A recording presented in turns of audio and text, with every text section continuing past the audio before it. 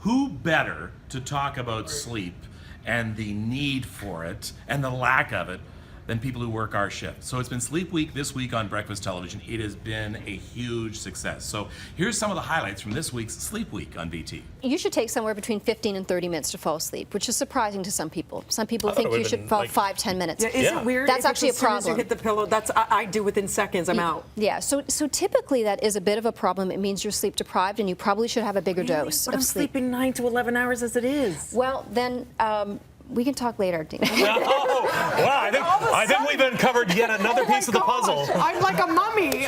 Going on adrenaline. So what is a sleep drive then? Sleep drive is essentially what happens when you get up and you're active and you're out of bed. You build a chemical because your cells are working, a chemical called adenosine. And it builds up, and I sort of liken it to sort of filling up a balloon.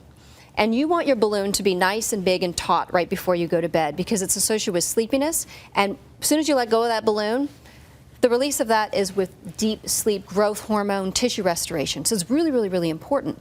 If you're inactive or if you're tired and so you go to bed early or if you hit the snooze button, you have less in that balloon. You're going to get less deep sleep. You may sleep for the same amount of time, but deep sleep is really what people want. But here's what works. This is something called sleep remedy called Dream Water. It's in water format, and it's got melatonin, 5-HTP, and GABA, which is a naturally occurring amino acid. This is my favorite, most balanced formula. What do you do? So it's melatonin along with GABA. But how do you take it? You drink this. You drink one shot every. This has been in the States since 2009. Yeah. It's just come to Health Canada approved. So I like melatonin. Yes, it does work. So people have it at home right now. I know it. You've got all these bottles of melatonin at home. Right.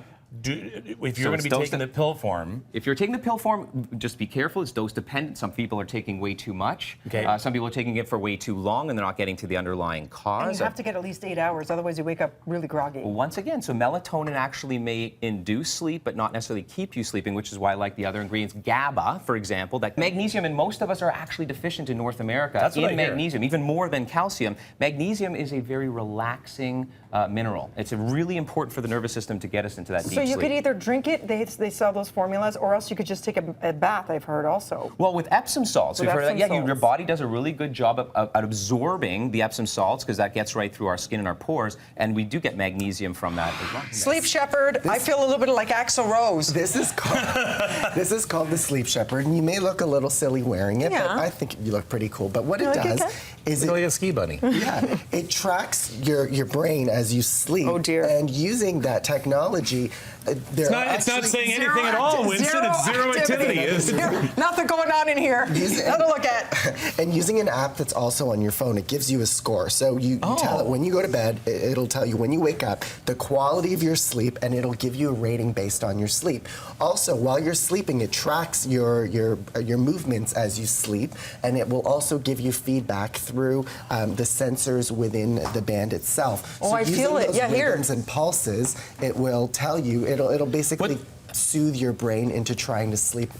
I've been using this for almost a decade now. I want this. You love this. And this is a personal favorite of mine. This is the Philips Wake Up Light. And what it does is, especially for those who wake up and do night shifts like us, we wake up at 4 in the morning. Pitch black. This will slowly wake up 30 minutes before your wake up time. It simulates a sunrise. It simulates a sunrise. And quite often, my wife would really appreciate that at 2:30 in the morning. For those of you with partners, maybe not so great, but what I like about this is I wake up before my backup audible alarm goes off. This light actually works. I'm a side sleeper. Okay. All right, so here we go. All right. Oh, wow, this is a nice bag. See? It's Casper. That is so... I just saw that ad. It's fascinating. It's genius. Okay. All right, here we go. So, Kev, for side sleeping, we want to go higher because we want all the parts of our spine to be aligned. So let's lift your head up for a sec. These ones are great because when you're looking, they have a gusset on them that tells you how high it actually is going to be. Okay. So we're going to try this one underneath. So you want the neck relax more down. elevated? You want it? Yes. For a side sleeper, you want the neck more elevated. You want everything in a straight line. So then this one, the Snoodle. Look at how fabulous this is. I lived with this when I was pregnant because you're able to tuck it through everywhere. So Kev, you can put. Let's get rid of the wedge pillow with get rid of the wedge. Yep.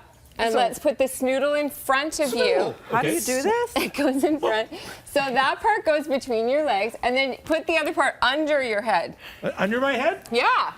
Okay. There you go. And look at you're Actually- And you told me that you like to bring your arms around, right? Because it makes Hold you on, Kevin, is that comfy. comfortable? You put Oh, the sorry. snoodle, hold on, you put the snoodle on top of the pillow?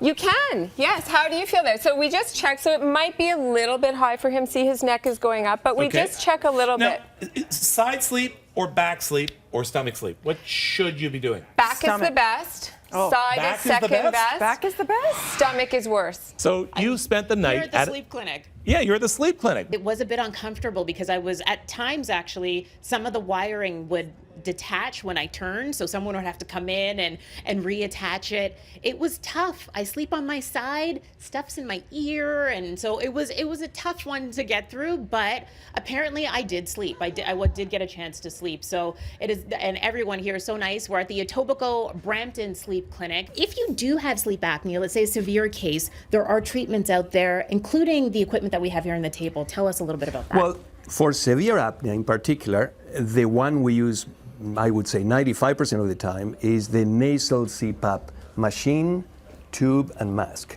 And SAPNA kindly, quote unquote, volunteer for this.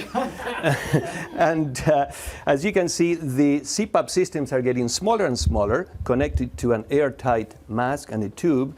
And in simple terms, it is a compressor that delivers air at pressure and keeps the throat open, a splint for the throat. So the main difference between adults and pediatrics is the cause of the obstruction. In many children, not all children, but in many, the cause of the obstruction is from large tonsils and adenoids. So tonsils being at the back of your mouth and throat, and adenoids being balls of tissue at the back of your nose. So that tends to cause intermittent obstruction through the night, which results in sleep apnea in some children. So what should parents look out for?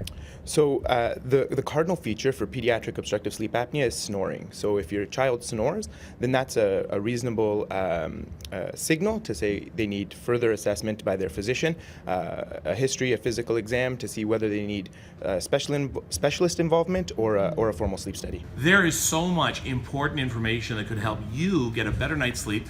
Go to bttoronto.ca/sleepweek.